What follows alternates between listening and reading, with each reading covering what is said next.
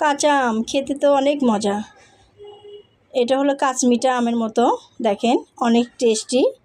আমি রেডি করতেছি আজকে আপনাদের সঙ্গে সুন্দর একটা আমের মাখা শেয়ার করব।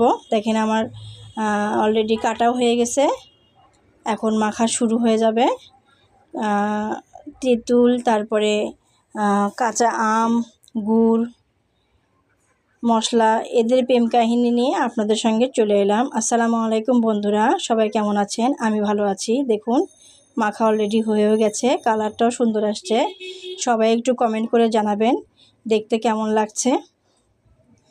আমার কাছে তো আম মাখা তো সবার কাছেই অনেক প্রিয়, আমার কাছে একটু বেশিই প্রিয়। সব কিছুই আমার কাছে একটু বেশি প্রিয় মনে হয়। তারপরে দেখেন আমি এখন খাবো মজা করে। অনেক সুন্দর হয়েছে আলহামদুলিল্লাহ। আমার পেজটাকে সবাই একটু লাইক, ফলো, কমেন্ট করতে ভুলবেন না। আসসালামু আলাইকুম, সবাই ভালো থাকবেন। আজিব।